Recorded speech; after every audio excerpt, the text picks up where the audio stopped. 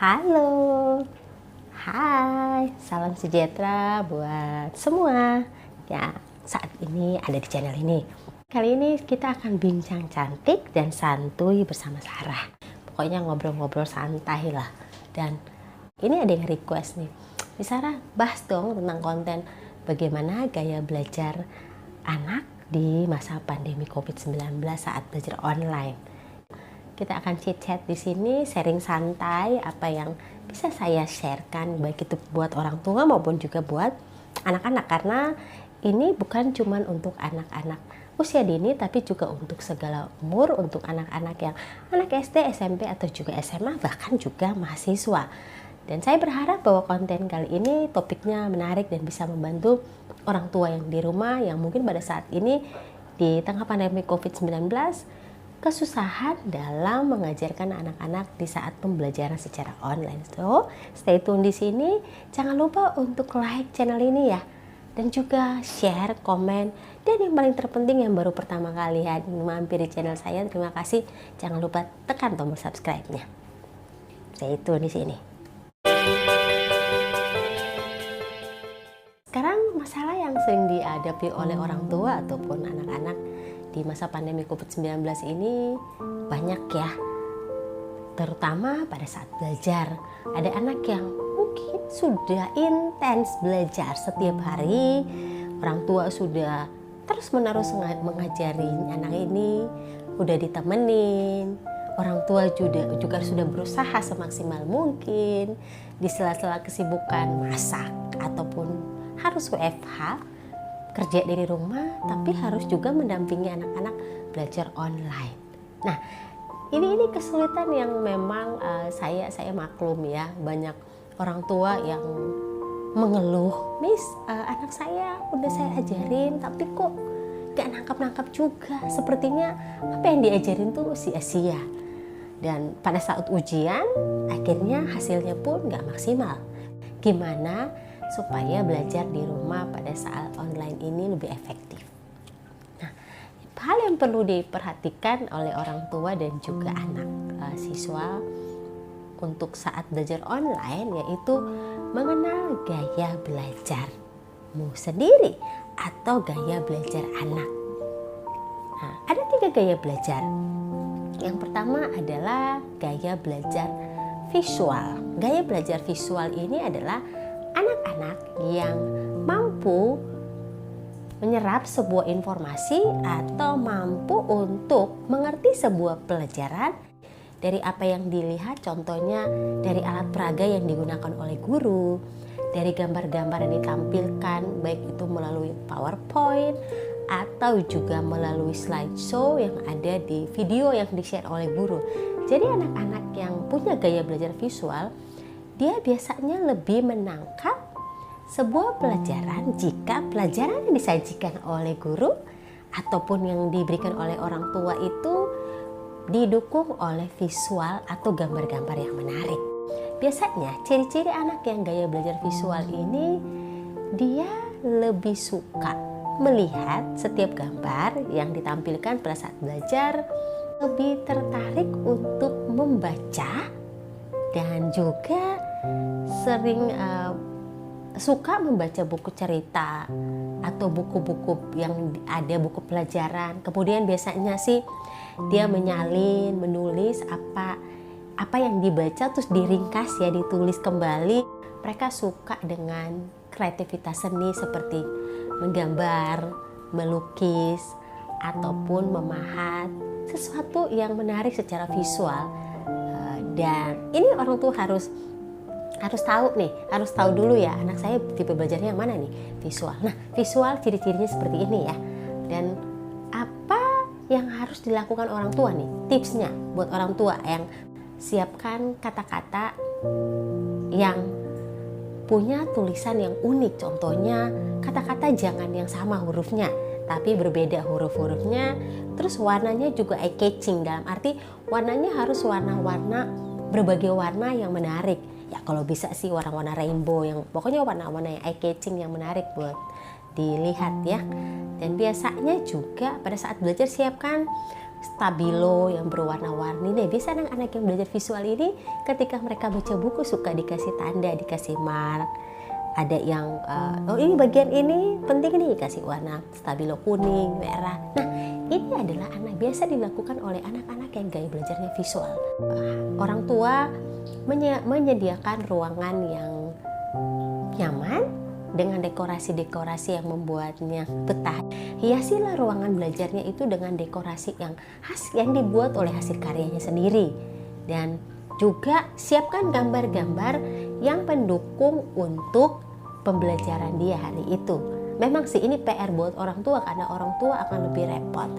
Harus menyiapkan gambar-gambar atau alat peraga. Nah, orang tua dituntut untuk lebih kreatif. Karena anak-anak belajar visual, dengan gaya belajar visual ini mereka adalah anak-anak kreatif yang suka dengan warna dan hal-hal yang menarik buat visual. Tapi untuk anak-anak yang belajar visual ini lebih baik belajar dengan komik-komik yang menarik ataupun cerita-cerita berseri. Dan pokoknya berupa visual-visual atau gambar-gambar alat peraga. Nah, ini tips buat orang tua yang punya anak yang memiliki gaya belajar visual. Dan jika perlu ada video-video yang bisa mendukung untuk pembelajaran, itu juga bisa dipakai selain cerita bergambar atau gambar-gambar yang mendukung pelajarannya. Anak yang bergaya belajar visual biasanya gak terganggu dengan kondisi sekitarnya. Walaupun kondisinya berisik atau ribut, dia gak akan terganggu. Dan ada satu lagi tips buat orang tua untuk anak-anak yang belajar visual, yaitu membuat mind mapping pelajarannya supaya lebih paham dan lebih mengerti apa yang dipelajari. Gaya belajar yang kedua adalah gaya belajar auditori. Dari namanya udah ketahuan ya, berarti anak-anak yang mampu untuk menerima sebuah pelajaran atau materi apapun hanya dengan dia mendengarkan apa yang dipelajari hari itu. Nah, anak-anak auditori ini biasanya anak-anak yang suka ngobrol, suka bicara ketika belajar. Karena anak-anak yang punya gaya belajar auditori, ciri-cirinya adalah suka belajar dengan cara berdiskusi atau berbicara dan senang untuk dibacakan. Mereka nggak suka membaca apa yang dipelajari, tapi mereka suka untuk dibacakan. Nah, biasanya anak-anak yang tipe belajar auditori ini nggak suka baca buku. Jadi orang tua harus yang membacakan buku dan dia mendengarkan apa yang dibacakan oleh orang tua, atau juga orang tua dan anak-anak bisa berdiskusi. Nah, anak-anak dengan gaya belajar auditori ini adalah anak-anak yang nggak bisa belajar dalam suasana ribut. Jadi kalau orang-orang di sekelilingnya berisik, biasanya dia akan marah. Kalaupun dipaksa harus membacanya itu biasanya dengan suara yang keras. Ketika dia baca, dia dengarkan apa yang dia baca. Jadi ini adalah tips buat orang tua yang punya anak-anak yang punya gaya belajar auditori. Gunakan intonasi yang dinamis ketika berbicara dengan anak atau mengajar anak. Yang kedua, gunakan cara berdiskusi atau bercerita ketika mengajar anak di rumah. Dan juga yang ketiga, bisa merekam apa yang dia pelajari ketika dia menghafal. Dan ketika dia sedang bersantai atau sedang melakukan aktivitas yang lain, rekaman itu bisa diputar. Anak dengan gaya belajar auditori ini adalah anak-anak yang pintar bercerita. Mereka jago bercerita loh. Lebih aktif ketika guru bertanya, pasti biasanya lebih cepat respon. Nah, itu ciri-ciri anak yang gaya belajar auditori. Yang ketiga adalah gaya belajar kinestetik. Anak-anak dengan gaya belajar kinestetik ini adalah anak-anak yang cepat menangkap sebuah pelajaran ketika pelajaran itu disajikan dengan berbagai bentuk aktivitas. Lebih menangkap sebuah pelajaran dengan sentuhan atau dengan praktek langsung. Aktivitas-aktivitas yang mendukung dengan alat-alat peraga, bahkan juga aktivitas-aktivitas melalui gerakan-gerakan tubuh yang dinamis. Biasanya anak-anak dengan gaya belajar kinestetik ini kelihatan banget loh. Ketika belajar gak bisa duduk diam lama-lama, lebih senang untuk bergerak dan lebih aktif untuk bergerak. Nah, ini ciri-ciri anak yang gaya belajarnya kinestetik. Nah, orang tua untuk anak-anak yang punya gaya belajar kinestetik ini di masa sekolah online memang mereka akan sulit beradaptasi karena dengan gaya belajar kinestetik ini kan dia harus duduk di depan handphone atau juga laptop dalam jangka waktu lama, dan biasanya orang tua pasti yang kesel juga ya, kok ini anak belajar kok nggak bisa diem, maunya gerak sana gerak sini. Nah, ini adalah anak-anak yang punya gaya belajar kinestetik. Orang tua harus perlu paham dalam arti bahwa walaupun dia bergerak sana bergerak sini, tapi dia sedang menyerap, mencoba menyerap, sedang belajar. Bukan dalam arti bergerak sana bergerak sini nggak belajar ya. Tipsnya ya buat orang tua di rumah, papa mamanya bisa mungkin menggunakan aktivitas-aktivitas fisik untuk praktek langsung untuk materi yang dia pelajari hari itu, dan juga bisa menggunakan alat-alat peraga, dan juga bisa lewat video atau pemutaran film yang melalui video yang mendukung pelajarannya ya. Jadi ini 3 gaya belajar anak-anak yang sudah kita pelajari hari ini. Masing-masing punya kelebihan dan kekurangan, tapi jika orang tua di rumah sudah tahu gaya belajar anaknya sekarang, sehingga bisa menggunakan teknik yang tepat dan anak juga bisa memaksimalkan belajarnya, orang tua juga bisa mengoptimalkan potensi anak dengan mengenal gaya belajar anak sejak dini. Ya, semoga sharing santai kita, bincang-bincang cantik ini bisa menjadi informasi buat orang tua ya. Dan saya berharap juga informasi ini bisa membuat orang tua untuk lebih mengenal gaya belajar anaknya, sehingga anaknya di rumah belajarnya lebih efektif, hasilnya juga optimal, dan potensi anaknya juga optimal.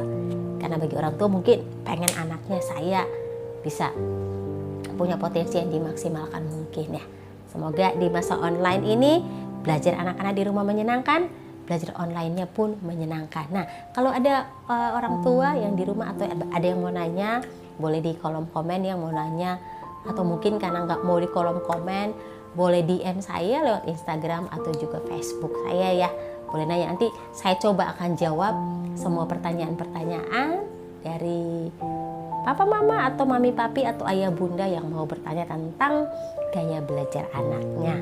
Dan terima kasih sudah nonton di channel ini. Semoga informasi ini bisa berguna untuk orang tua, untuk guru, dan juga untuk kita semua. Terima kasih. God bless you.